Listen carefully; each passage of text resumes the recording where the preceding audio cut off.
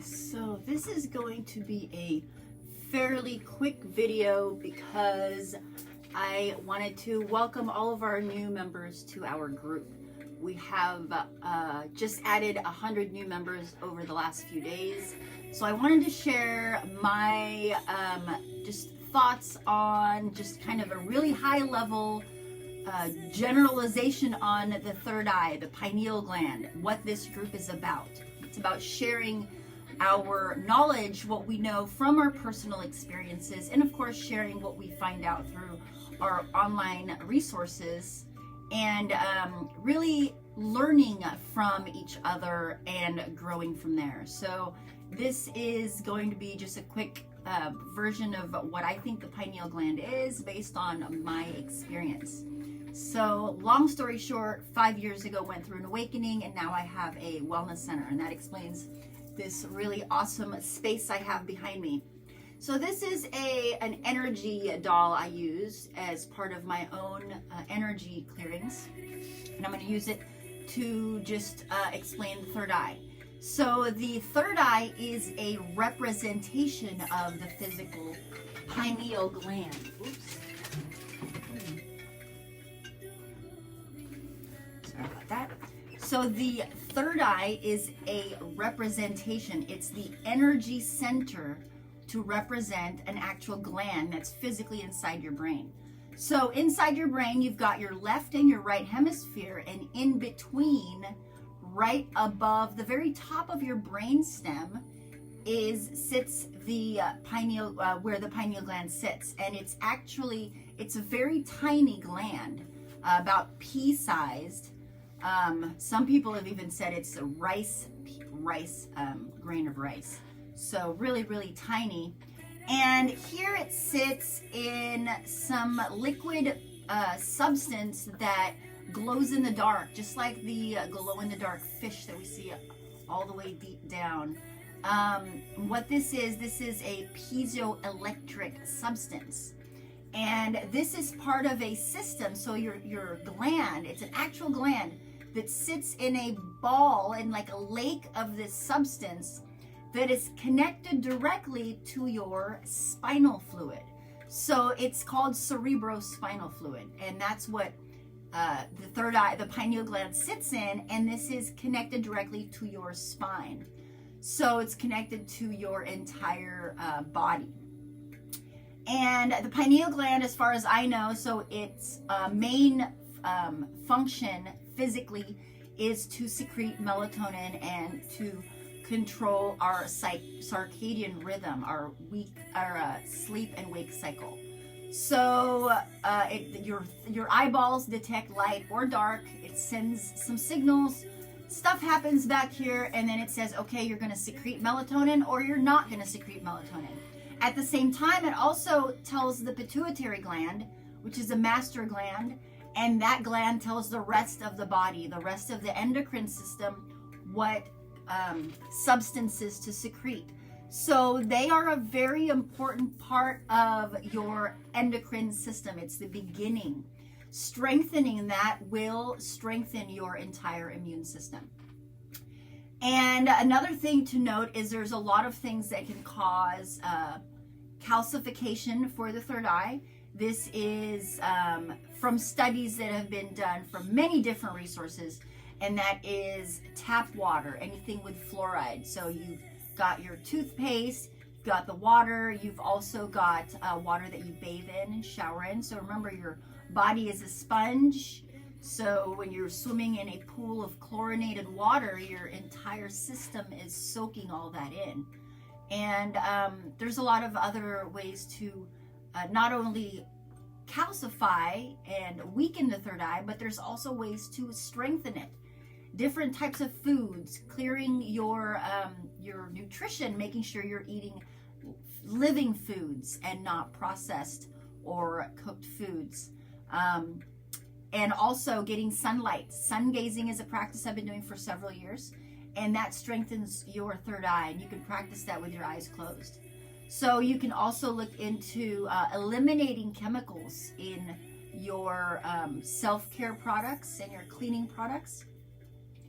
And when you do this, you are going to strengthen not only your mind and body connection, you're also going to improve your intuition. You may have clearer dreams. You may begin feeling things and really not knowing where or how you know, but you just know. It's an inner knowing. That's what intuition is. Tuition being the school and in being you. So you are learning from yourself. So as soon as you stop listening to everything else outside and start listening to yourself inside, that's when the true learning begins. So especially when we have questions, the answers already exist. It's just in there somewhere. So practicing stillness is something that improves and increases and strengthens your third eye. And also meditation. So I started this with a mantra, and I'm going to share a few other tools that I use. So essential oils, I'm sure a lot of people have already heard about that, but aromatherapy truly does change your mind. It quickly gets that scent into your brain, and there is a chemical reaction that happens when you smell something good. Stop and smell the roses is because roses are the highest vibrating scent next to frankincense. Another thing that I use for a third eye, well, you can see that I have a candle in the background and a mirror, a black obsidian mirror. So meditation with a candle is also something that is good for the third eye because it keeps your focus. And that's also how I use crystals. So this is an amethyst point. And what I do is I will either just hold it, sometimes I'll place it on my brow. I'm actually trying to figure out how to get it somehow in a position where I can just meditate with it over me. And one of my favorites is sound tools, because we are made of sound, we're made of frequency, we are vibrations. And when you listen to a sound, pure tones,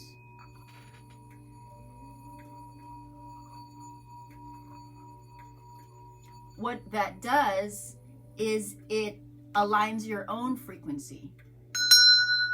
So this here is a crown chakra bell. So the colors have a vibration, the symbols have a vibration, the sound has a vibration, and the intention has a vibration. So all of this helps put you in a different state of mind. And when you're in a different state of mind, since everything really is the mind, then you're in a different state of being, a different state of reality.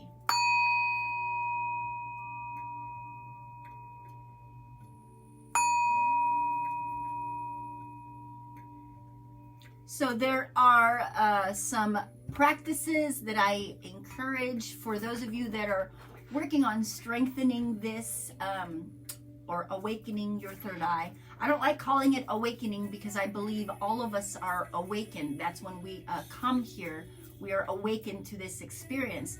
It's about expanding your awareness and growing your awareness.